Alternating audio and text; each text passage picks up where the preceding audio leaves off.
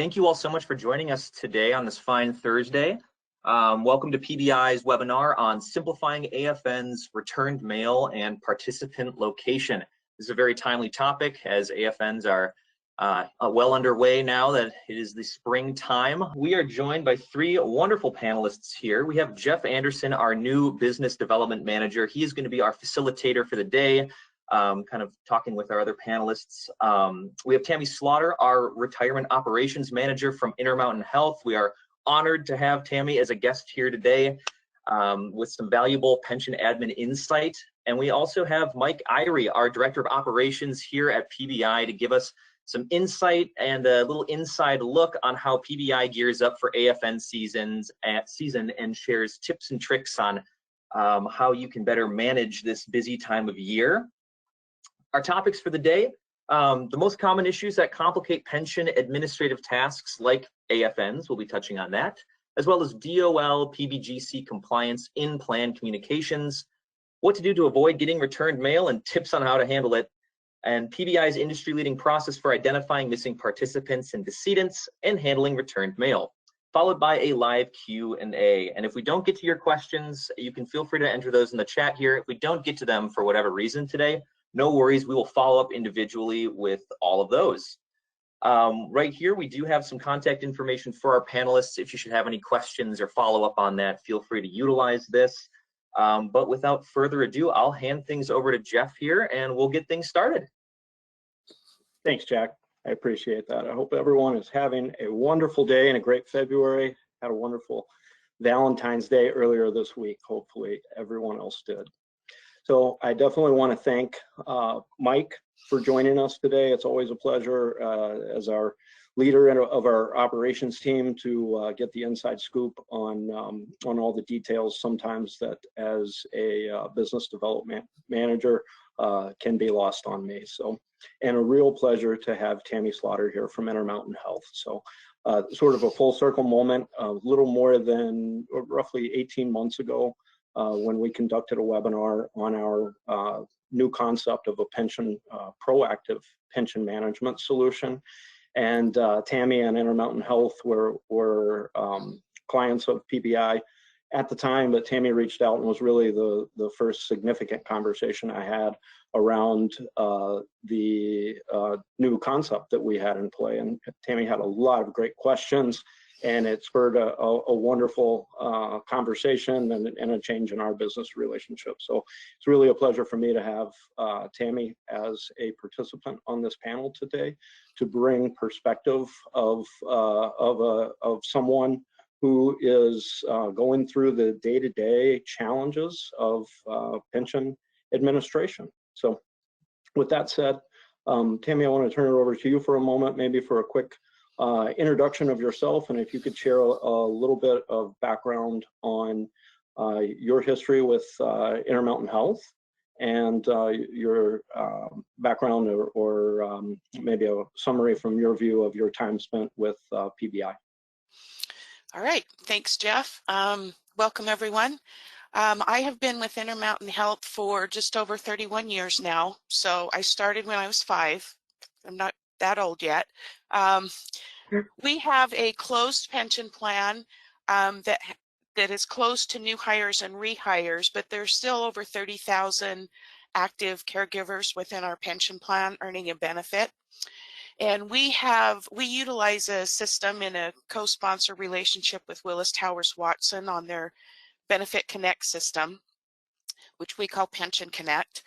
We use this system to calculate benefits, run calculations. We have payroll imports that come in from our Workday payroll system twice a week. We have two run off-cycle files on the 1st and the 15th of every month, and then we're paying over 8,000 monthly annuities on an ongoing basis, as well as about 100 or so lump sums a month in those 2 off cycles. We have a term batch process. When someone terminates, that we send out a notification for them to get their benefit at that time if they would like. We also run age 65 letters, 70 and a half letters, trying to get people notified about their benefits to take them. And we also work on any kind of system updates that we need to make or want to make, whether it's something Intermountain wants to do or whether it's a regulation change. So that's kind of a day in the life for me on running our plan. Good. There's a lot there, right? And that's, there is a lot there. Yes. I know sometimes when we have conversations, I have you know, one thought in my mind, and you're thinking about 1,000 other things. So that can certainly happen. Your time is busy. Your time is important there. So, Tammy, if you could maybe share with us a little bit about, since this concept today is really focused around the mailing, the annual funding notice mailing, right? If you could maybe talk to us a little bit about how you used to prep for the annual funding notice from a participant data standpoint, or anything that you're thinking of as far as preparation, sort of timeline of when that might start and tasks that you have to do before your annual funding notice. And what time of year is yours? Is in April, correct? Yes, April 30th, yes. So we basically have two pieces. We have the active caregivers, where we have utilized an email directly to them with a link to our internet site, an intranet site, where the notice is posted. And then we have the people that we need to mail the notice to, our vested terms as well as our annuities.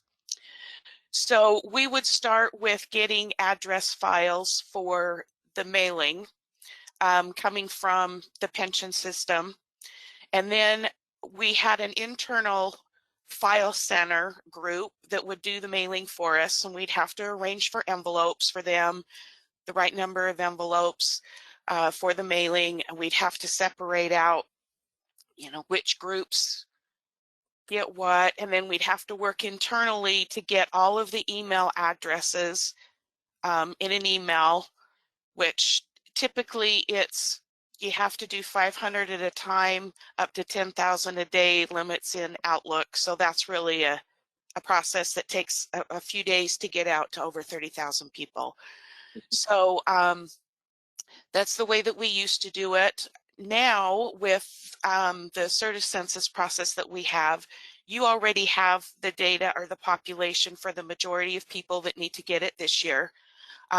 We have some new people since last year that I will need to send you, and we start that process about now. Usually I have my final population to you by the 1st of March. The AFN notice comes in from our actuaries with the numbers that they post in it, and then it goes to our benefits finance committee to put the allocation section or the financial section to that. And then that is reviewed by management and the risk council and everyone else. And then we send a copy to you for you to mail out. And then that's what we post on our internal site for the emails that go out for active caregivers. That's a lot. It is a lot. Okay, wonderful. So thank you for that, and it's interesting to me to hear all of the steps in the process, and I have 1,000 questions that we don't have time for here. So but what I'm going to do is turn it over to Mike Irey a little bit and sort of flip the script here for a second and think about what we're doing on the PBI side to prepare for you know, making sure that it is as seamless as it can be as a process as you're communicating with us as a client for us to execute on that process appropriately. So Mike, if you could take that away. And one thing, Mike, before I turn it over to you, I want to make sure that if you have questions as Tammy is sharing with us, please feel free. Okay, well, great, thanks, Jeff. One of the things Jeff had mentioned is we try to be proactive as much as possible. So how we gear up for this time of year started about 6 months ago. And that was the basics, making sure we had enough supplies, envelopes, paper, ink. 2 new printers came in, stamps. You know, this probably gonna be our busiest AFN season ever, even though we've been doing it for over a decade.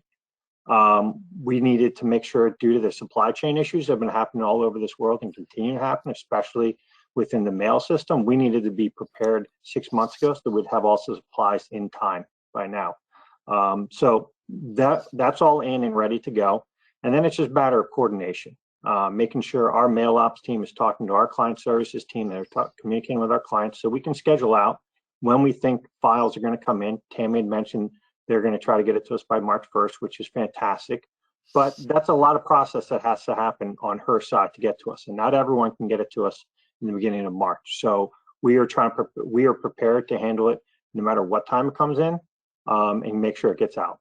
So that's a matter of organizing our schedules internally to make sure this happens.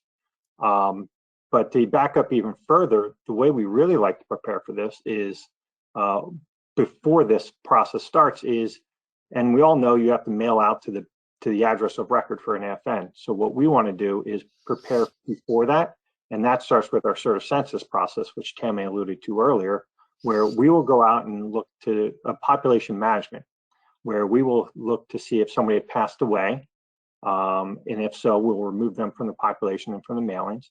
And then for anyone that's still alive, we'll look for updated addresses. And when we find them, we'll send them out a letter to confirm that this is their new updated address. This helps reduce the amount of return mail you'll get with AFNs and ensures that the people that you're sending AFN to will get it. If you don't go through this process, you end up mailing to older addresses, more return mail, and probably just more frustration on your side. But we start that as soon as possible before the AFNs, just to make sure we have the population as updated as possible for our clients. Good, that's great. Yep. Mike, you mentioned the preparation ahead of time and checking the addresses and the address of record. Mm-hmm. So with the Certus Census program, that is part of what we're doing, right? Yep. Is checking the address. If it's conflicting, we're conducting the outreach and getting a participant confirmed update before we conduct that mailing.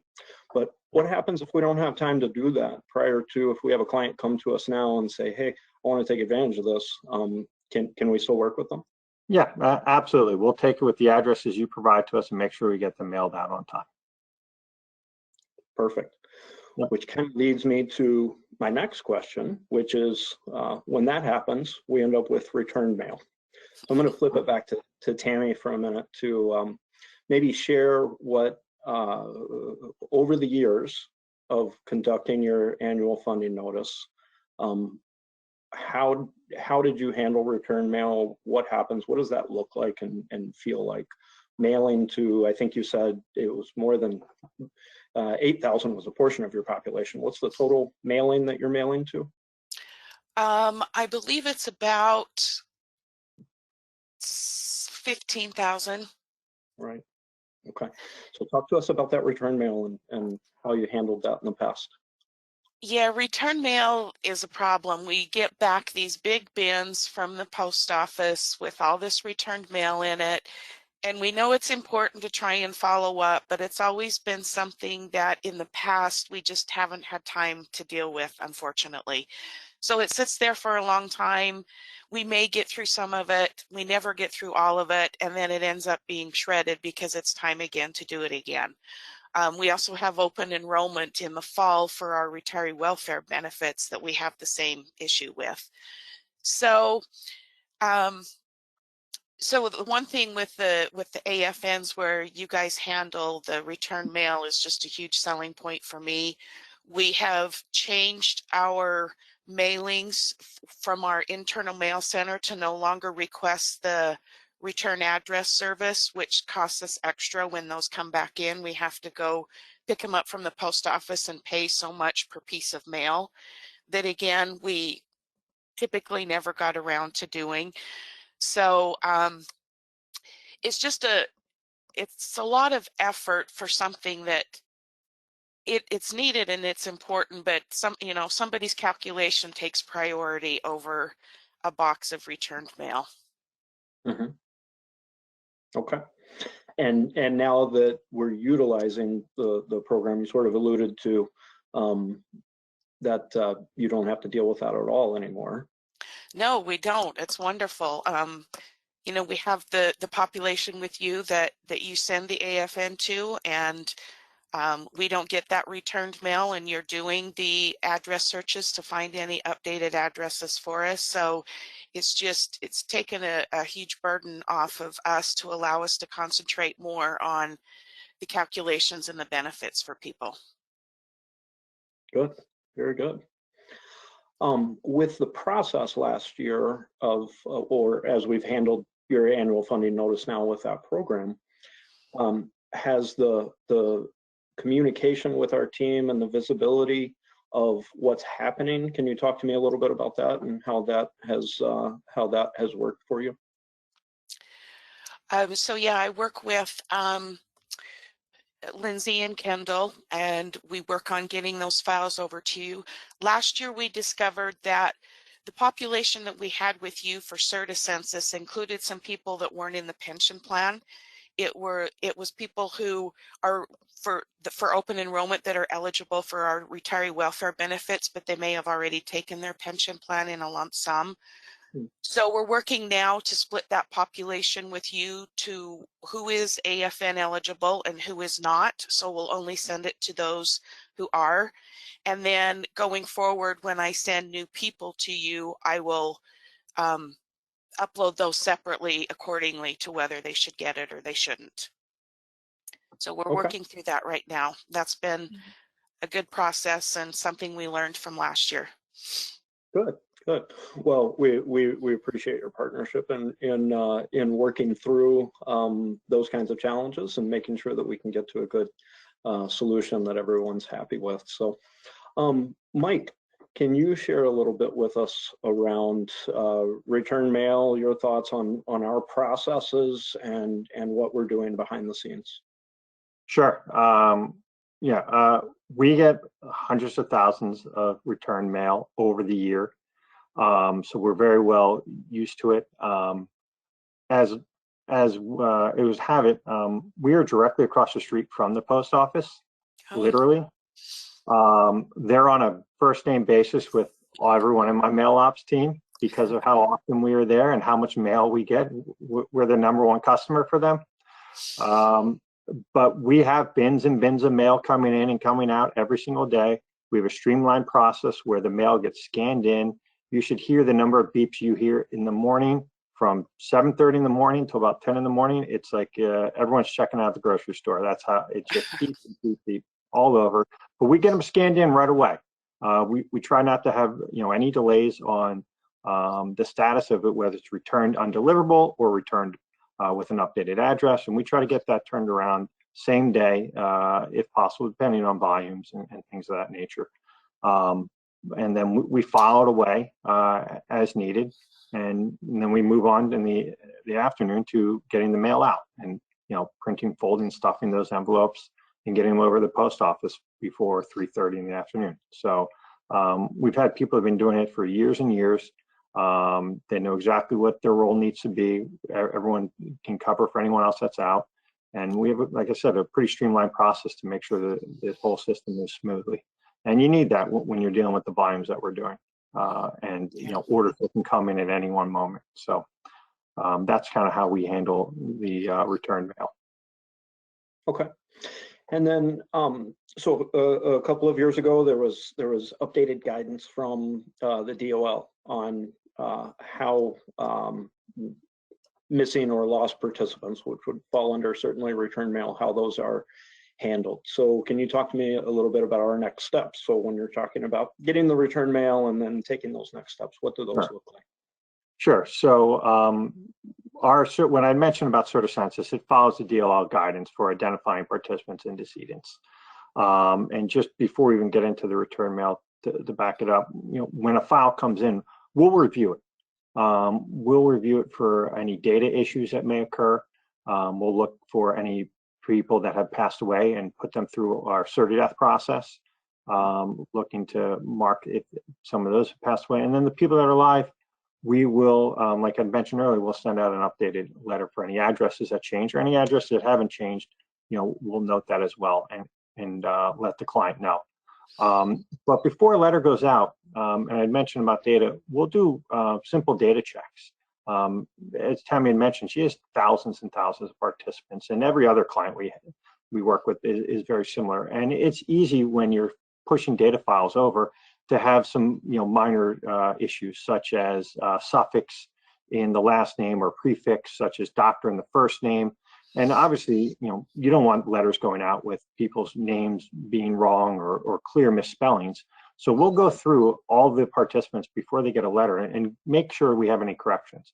Obviously, all those corrections go to the client for final approval before letters go out, but we'll want to point those out so that when a participant does get a letter, it's properly addressed to them, to the right address, so we can have a higher rate of return. Because as we all know, we've gotten letters in the past from somebody where they misspelled our name and we think it's a scam, and then we're not going to open it. So we want to avoid that as best we can. So we go through a data cleanse process to ensure that that doesn't happen.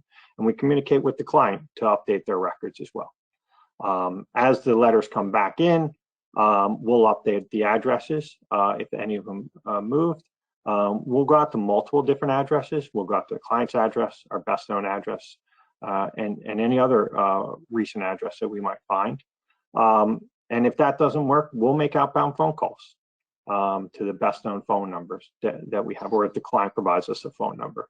And a lot of times that helps remind the participant that says, oh, I got this letter. I didn't really know if I should answer it, but now I'm getting a phone call. Yeah, that's a little higher of importance, right? Mm-hmm. We allow them to respond to us in 3 different ways. They can return the letter back to us. They can call us back in. We have a fully staffed call center to handle any inbound calls. Or they can go to our online secure portal where they have to put in their unique ID that's listed on the letter and update their address there. All 3 of those options allow us to get a higher rate of return because some clients are more comfortable with calls versus mail versus the computer. Probably pretty much an even split on return there. And then once that's completed, we'll let the client know of the outcome of those calls and return mail. And that all follows kind of the DL guidelines for what you should be doing to try to contact your participant and letting them know. Good. Yeah, and you mentioned all the steps that we're taking and also documenting, right? When you talk about what we're returning back to the client, as we're documenting and date and timestamp all of that information so that there's a clear participant-specific audit trail of the steps that have been taken. So yeah. So the audit trail and the documentation of work is a step that Tammy you spoke to earlier. The not everything was getting done before, right? Handling the return mail, that sort of thing. And I know from our previous conversations, you had experienced some challenges from an audit standpoint, or I shouldn't say challenges. You had experienced an audit. Can you talk to us a little bit about that and that experience and with where you were then and where you are today? Okay, so we had an audit from the DOL that started in 2017 around missing participants and what we're doing to try and reach them. We had been utilizing your annual fiduciary search at that time for a couple years. We tried to do it every year. Sometimes it was more like a year and a half, but we had done that a couple times. So between the help from your side of things, and we developed a forfeiture process with our ERISA counsel on those, we were able to provide to the DOL, these are the extents we are going to try and reach people, and this is what we're doing to show that we have tried to reach out multiple times. You think if you're telling people they have money, you think they respond, but that's not always the case, unfortunately. So yeah, between the processes that Mike just outlined and all of the documentation that you provide back to us, as well as this forfeiture process that we have that's now in place, that helped us with that audit that closed 2 years later in 2019. Okay. Yeah, that's a long period of time to have to work through that sort of process. Yeah, it's kind of like send stuff and then wait 6 months. And yeah, it was a long process, but we Sure. made it. Okay. Okay, so just a little bit of a time check here. We've got about 15 minutes left to go, and I certainly want to make sure we're talking about everything that the two of you care to express in this call. So I've got a couple other things to jump through here, and we'll also hit on questions that we're getting. So if there are questions that our audience has, so I'll just take a quick break for that here for a moment. And if there are questions, please make sure and live chat those through at this point in time, and we will do our best to address those. So maybe Tammy, if you could share with me a little bit more on well, excuse me, I had this question for Mike. So Mike, let me turn to you here. Thoroughness. Talk to me about how thorough from the PBI process and the common items that might get overlooked. And I think you touched on this actually earlier with the suffix and the prefix and some of those steps. But as we're doing the checking of addresses, and we're handling the return mail, and we're rechecking those addresses, and then we're doing the outreach to the participants to get the information back and confirm that, right? Because we need participant confirmed information to be able to change the record. So as that happens, can you talk to me about the details of that, and then how that gets communicated back to our client? And then maybe Tammy can take it from there with the next steps of applying that within your own file. Sure. As I mentioned earlier, we'd like to get into the details because the details can matter here, especially around names, but also addresses. As I mentioned, we'll look for updated addresses. That happens about a third of the time when we get an initial file. So about 30% or so of a client's initial file will have outdated addresses. That's pretty much common across the board. Some a little bit more, some a little bit less. But that's the first thing we'll look for, right? And then we look for the names.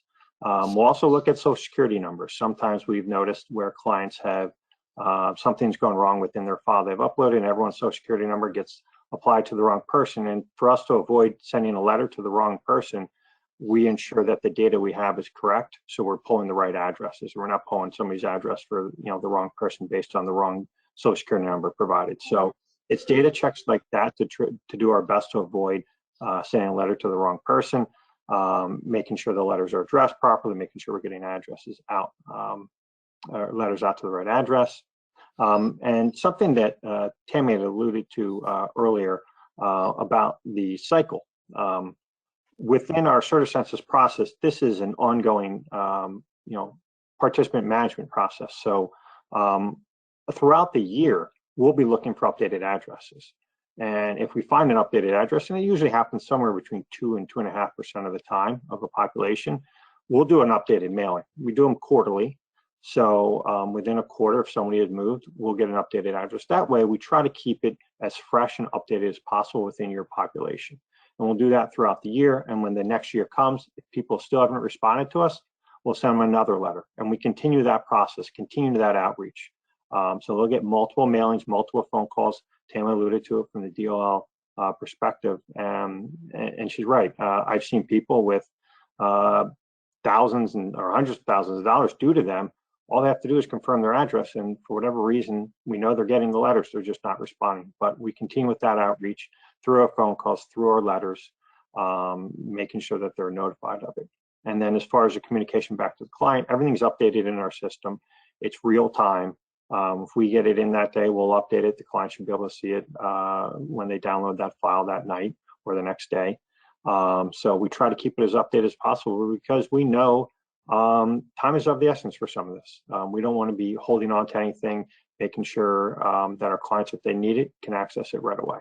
And obviously they'll get a report at the end of what we did, but like I said, it's ongoing. So a client at any point in time can return, or a participant can return a letter or call into us, and we'll update it in our system, and our client will know it. So Tammy, as if we think about the mailing that took place last year, and there was return mail that we handled for you, never hit your desk, never had to sit in a box anywhere.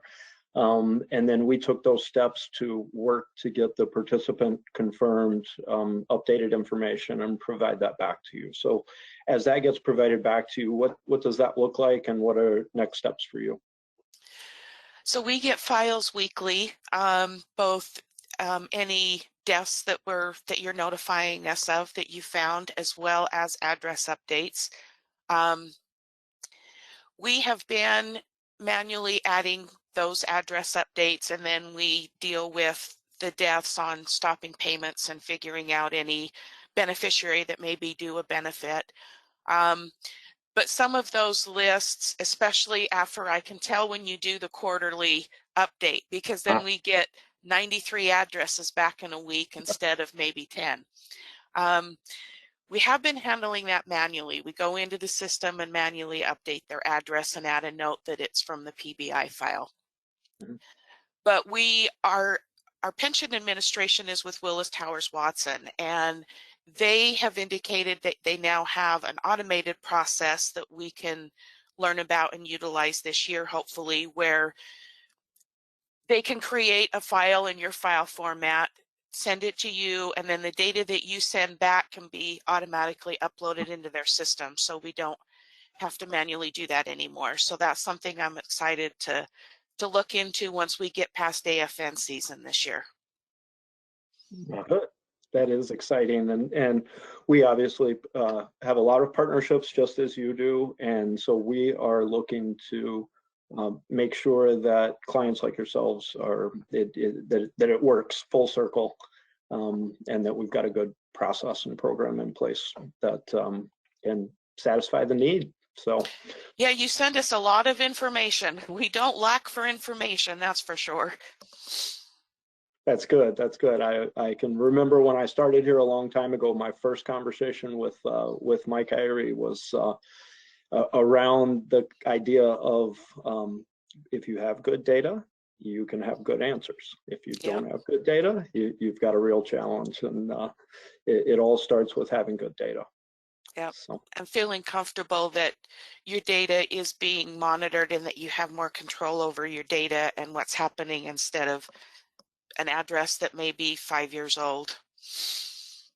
Yeah, absolutely, and that certainly is with the shift or the evolution of our services. What we've tried to strive for here is being proactive and not waiting until there's return mail, not waiting until something happens where you have to react and become aware that there's been an address change. We're staying in front of that and trying to make that happen for you. So wonderful.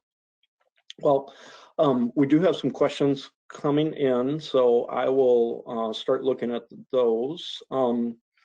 Let's see here.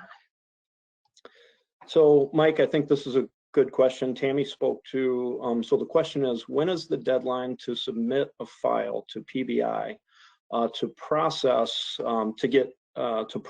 for AFNs this year in 2023? And I'm assuming that question, so let's think about April.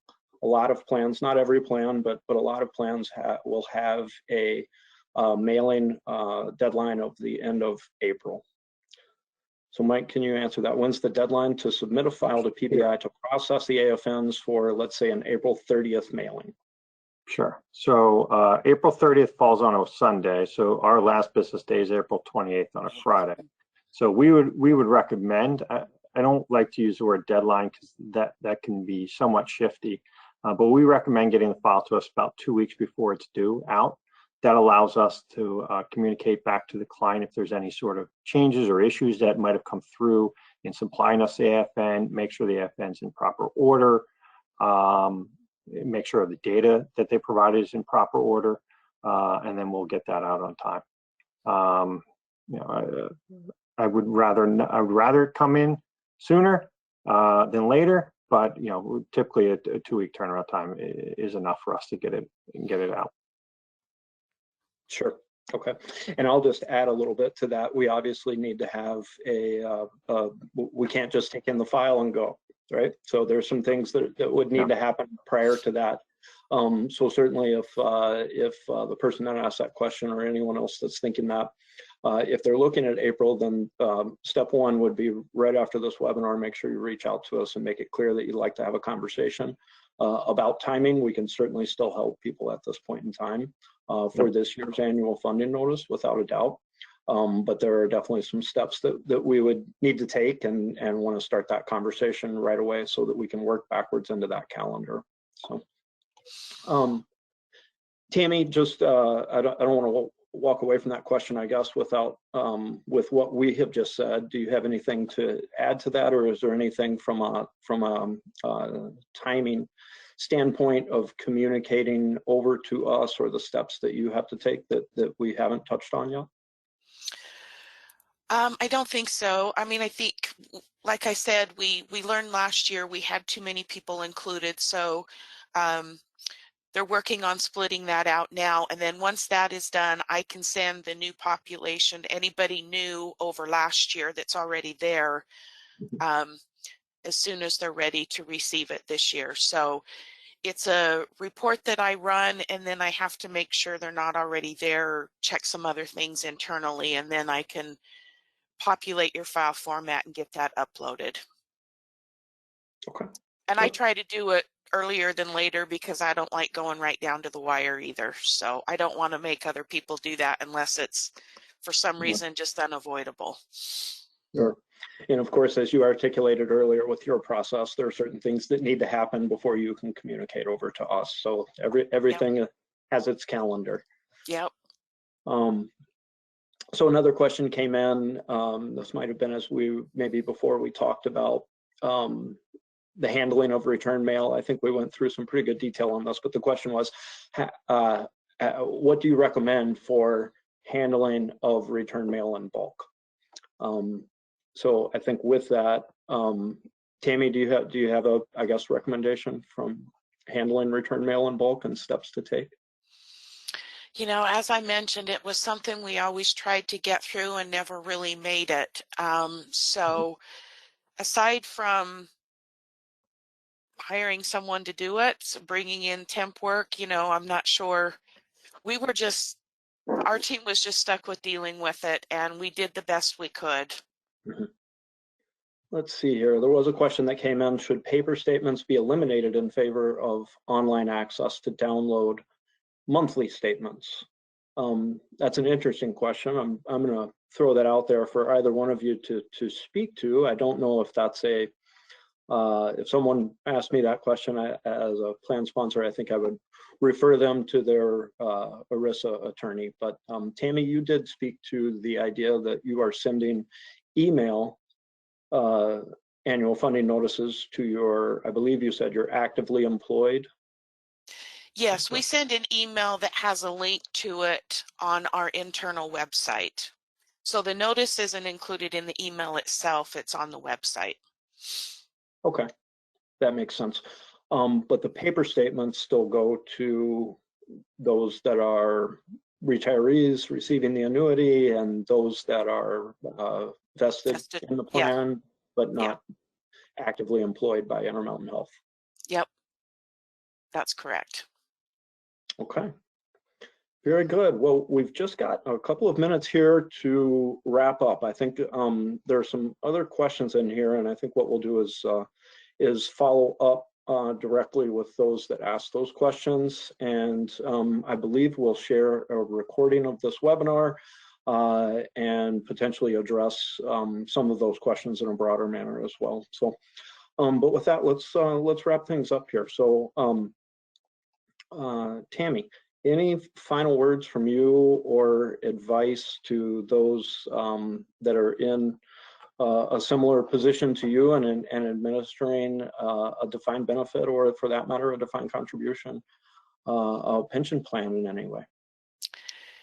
You know, I think what we've done with the forfeiture process, having our data with you to check for deaths and to check for address updates has been really helpful. We've changed any other internal mailings that go out, like I mentioned, open enrollment for another example that is sent out from an internal file center area. not to do the return receipt so we don't get the returned mail.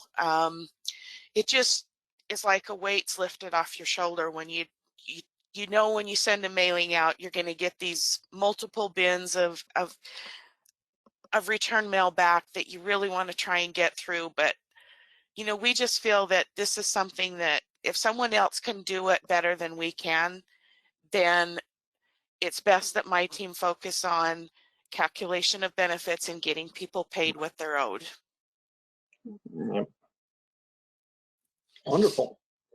Mike, final words from you. Thoughts on recommendations for anyone that's in Tammy's position that's looking to identify and work with a vendor? Sure. And a lot of our clients are echoing what Tammy had said. They would rather focus on other things than returned mail or keeping up with the data. They'd rather focus on the calculations. So whether you're working with us or somebody else, you want to make sure that they're following the DOL guidelines. Number one, you don't want to get stuck through an audit, as Tammy well knows. And a lot of our clients come to us when they're in an audit, looking for help. But I think, look, with anything, you want to be proactive with that before you get into the audit process. So looking for someone that's following the DOL guidelines in the whole process there, and can provide you back data in a timely manner as well, as transparent in what they do and what they offer, and can share with you the results of what they expect to happen. So that's what I look for. Wonderful. Okay. Well, thank you both very much for the time today. I genuinely appreciate it, and it's a pleasure to know and work with both of you. So hopefully everyone that joined the webinar today was able to extract some good information here. We certainly look forward to any conversation you may have, and if you're interested in a further discussion around how we can help in any way, we're happy to. So with that said, thank you very much. Have a wonderful day. Thank you. Thank you.